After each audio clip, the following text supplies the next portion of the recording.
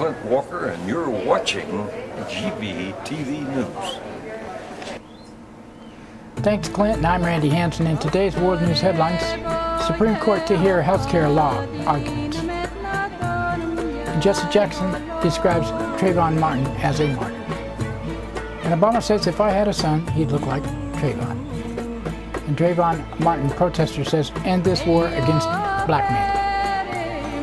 Senegalese President Wade defeated in runoff election. An Afghan soldier reportedly killed 2 NATO troops. U.S. pays out $866,000 to relatives of Afghan massacre victims. And U.S. military says no officers will be disciplined over Pakistani bombing. And Turkey discussed sending non-lethal aid to Syrian rebels. And Pope Benedict heads to Cuba after trip to Mexico. And Obama nominates Jim Yong Kim to head World Bank.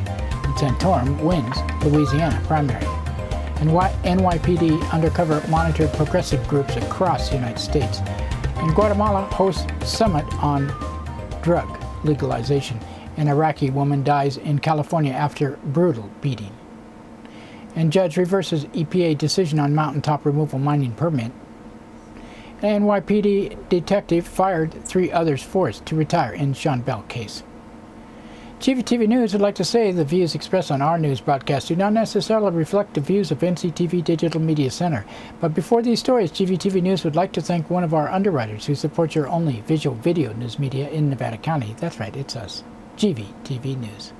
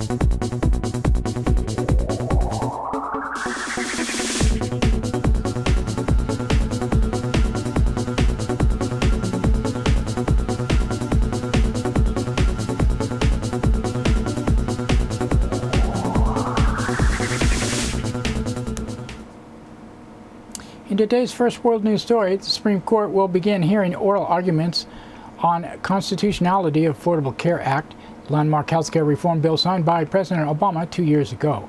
Part of the case will focus on so-called individual mandate, the part of the law that requires most people to buy health insurance by 2014 or pay a tax penalty.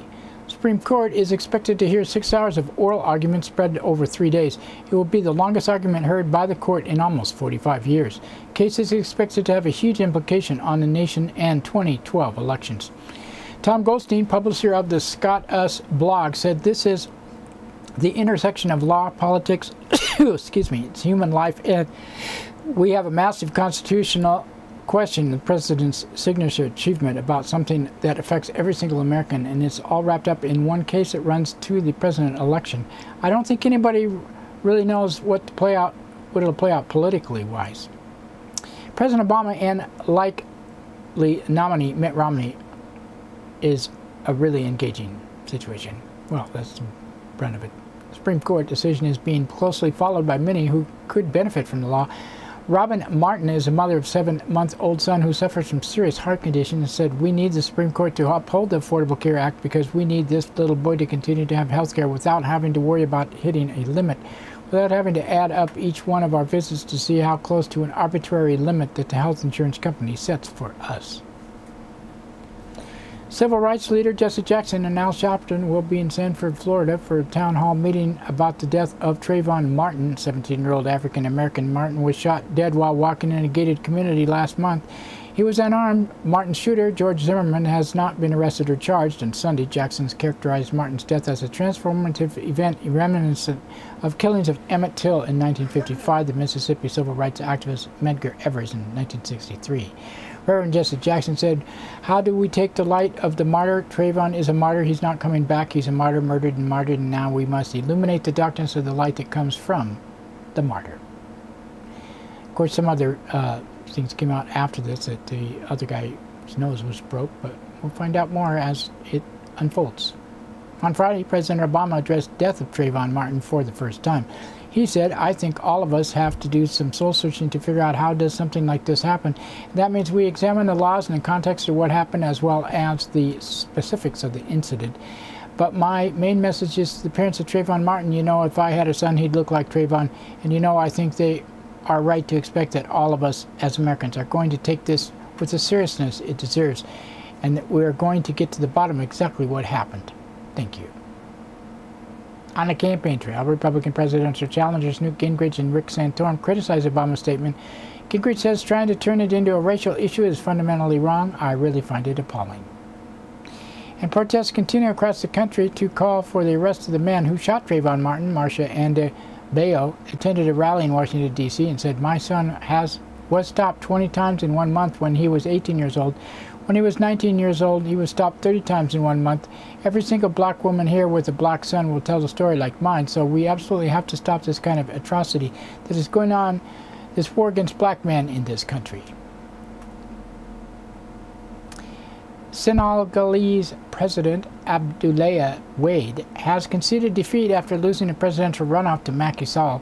The 85-year-old Wade had ruled Senegal for 12 years. His decision to seek a third term set off nationwide protests. Sall is a former prime minister of Senegal who split from Wade in 2008.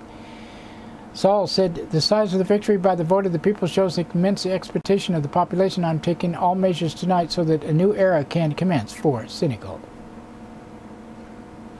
In news from Afghanistan, gunmen wearing an Afghan army uniform killed 2 NATO troops in southern Afghanistan. An official on the Afghan Defense Ministry told BBC the attacker was an Afghan soldier. U.S. officials have paid out a total of $866,000 in compensation to the family members of the victims in the massacre at Kandahar province. $46,000 was paid out for each of the 16 people killed, as well as for an unborn baby who died. 6 Afghan wounded in the attack received $11,000 each. Earlier yesterday, the wife of the accused gunman, Staff Sergeant Robert Bales, appeared in NBC's Today Show. Carolyn Bales says that she finds the accusations that her husband killed 17 Afghan villagers unbelievable. She said, "I just don't think he was involved." In other news from the region, the U.S. military has reportedly decided not to charge or discipline its officers who bombed a Pakistani military outpost in November, killing 24 Pakistani troops. U.S. military has reportedly blamed the airstrike on battlefield confusion. An international peace envoy, Kofi Annan, is expected to head to China after asking Russia to back his mission to end fighting in Syria. Russia said Annan's mission could be the last chance to avoid a protracted and bloody civil war. Meanwhile, the U.S. and Turkish governments are discussing sending non-lethal aid to Syrian opposition, a move that could represent an incremental change in U.S. policy. And Pope Benedict is heading to Cuba, where he is expected to celebrate a Mass in Santiago, a city considered the cradle of the Cuban Revolution. Over the weekend, the Pope wrapped up a trip to Mexico, where some protesters criticized the Catholic Church stance on women's issues and reproductive rights. Yara, Mexican rights activist, said the Catholic Church has millions and millions of dollars in their bags. They get richer every day with a false sense of morality and are very clerical. They accuse women who have abortions, and they tolerate priests who rape and commit pedophilic acts. In reality, they are very hypocritical. I am completely against someone else deciding what I do with my body. We are here to demand our right to choose. And President Obama has nominated Dartmouth President Jim Young Kim to become the next president of the World Bank. Kim, co-founder Partners in Health with Dr. Paul Farmer, is well known among development experts for his work in the fight of HIV/AIDS. President Obama announced Kim's nomination on Friday, and President Obama said, "I believe that nobody is more qualified to carry out the mission than Dr. Jim Kim. It's time for a development professional to lead the world's largest development agency, and it is why today, after a careful and thorough search, I am nominating Dr. Jim Kim to be the next president of the World Bank." Washington's hold on the World Bank presidency is being contested for the first time by candidates from Africa and South America. Nigerian Finance Minister Ngozi Okonjo-Iweala and former Colombian Fiancé Minister Jose Antonio Ocampo have also been nominated for the post. And in campaign news, Rick Santorum easily won the Louisiana Republican presidential primary on Saturday, but still trails Mitt Romney by a wide margin in national delegate count for the party nomination. And a new expose by the Associated Press has revealed undercover New York Police Department officers attended meetings of liberal political organizations and kept intelligence files on activists who planned protests around the U.S. In one instance, an undercover NYPD officer traveled to New Orleans to attend the 2008 People's Summit. Two activists, Jordan Flaherty and journalist Marisa Franco, a labor organizer for housekeepers and nannies, were mentioned by name in one of the police intelligence reports. And presidents of Guatemala, Panama, and Costa Rica met Saturday in a regional summit to discuss essentially ending the so-called war on drugs by legalizing and decriminalizing drug use and trade. Guatemalan President Otto Perez Molina hosted the summit in the city of Antigua. Otto Perez Molina said that what's happening to us, since we're not producers nor are we among the major consumers, is that we in the middle of our countries that need to confront the problem of drug transit. So why we are talking about another idea is that the decriminalization of drug transportation. Of course, this needs to be discussed carefully like all other proposals we are considering. They're not matters that in just one day or one session we could come to a conclusion. Well, at least somebody's got some sense. 32-year-old Iraqi-born woman died in California Saturday, just days after she was brutally beaten. Shiama Alawadi was found Wednesday lying in a pool of blood in her home with a note next to her that said, "Go back to your country." She's a mother of 5 children ranging in age of 8 to 18. Her daughter Fatima Amida spoke to news media after the beating and said, "We are speechless. She was an innocent woman. Why? Why did they do that? She was a housewife. She's innocent. She hasn't hurt anybody. She's a mother of 5. How could you do it? I found her on the floor, drowned in her own blood, with a letter next to her saying, 'Go back to your country, terrorists.' We are not terrorists. You are whoever did it." Federal judges ruled the Environmental Protection Agency, or the EPA, overstepped its authority when it revoked a permit for one of the nation's largest mountaintop removal coal mines. 14 months ago, EPA and Arch Coal's proposal, Spruce No. 1 mine in West Virginia, would use destructive and unsustainable practices that jeopardize the health of Appalachian communities and the clean water on which they depend. The judge declared the permit was now valid, paving the way for the mining project covering nearly 2,300 acres to go forward. So I guess money talks. And here in New York City, a police detective has been fired. 3 other members of the department were forced to retire for their roles in the shooting of Sean Bell, an unarmed African-American who died in a hail of bullets after his bachelor party in 2006. And that's it for World News today. Now we'd like to thank another one of our underwriters who supports your only visual video news media in Nevada County. That's right, it's us, GVTV News.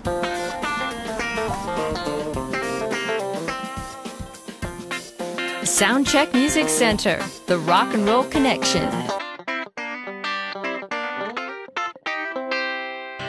We have guitars, amps, drum equipment, sound accessories, lessons, and repairs. We are located at 671 Maltman Drive, Grass Valley. 530-272-7236, open 7 days a week. No one needs anyone, they don't even just pretend.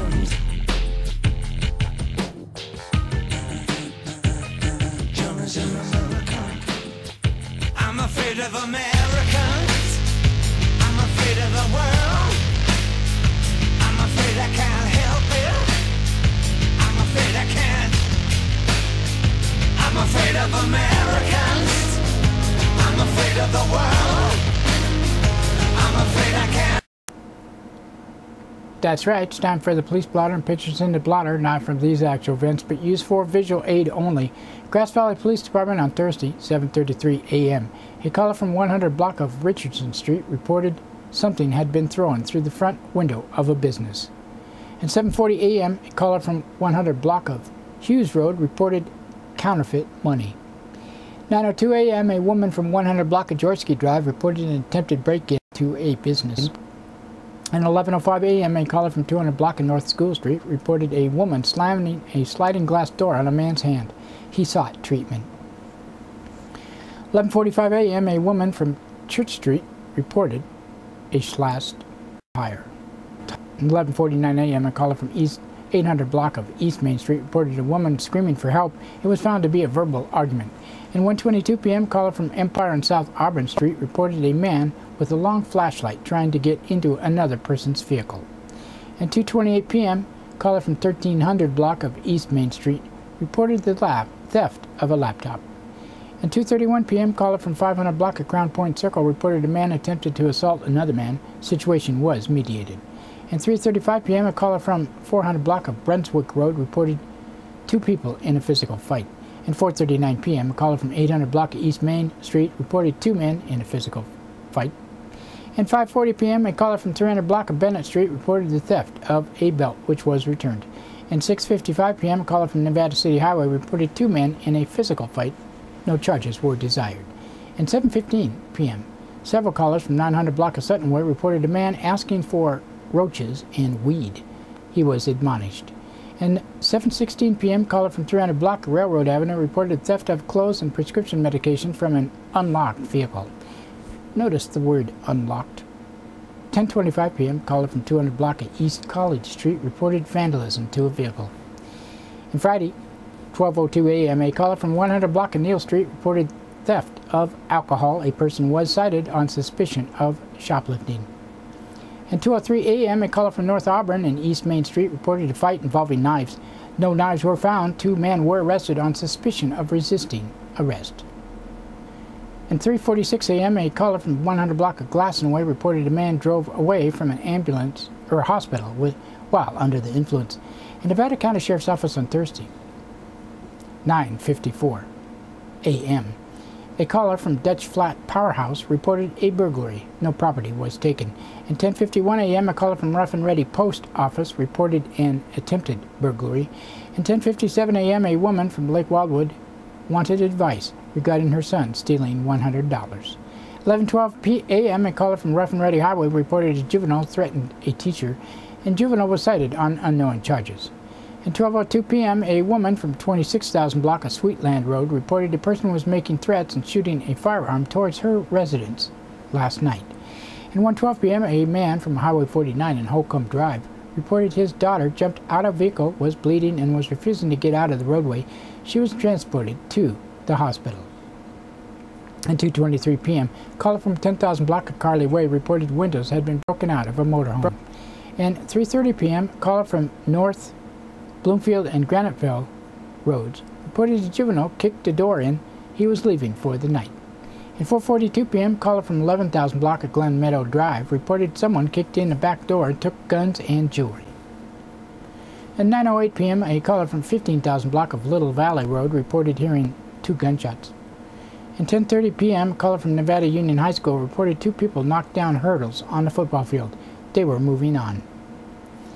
In Nevada City Police Department on Thursday, 9:34 a.m., a caller from 200 block of Clay Street reported vandalism. 2:39 p.m., caller from Commercial Street reported 3 men drinking and being obnoxious. And that's it for the Police Blotter today. Now we'd like to thank another one of our underwriters who support your only visual video news media in Nevada County. That's right, it's us, GVTV News. Christopher's Old World Deli and Catering Company has brought its delicious food and service downtown Grass Valley. Like desserts? They got them. You like international style lunches? They got them. Christopher's Deli and Catering for parties, get-togethers, weddings, or whatever. Open 7 days a week.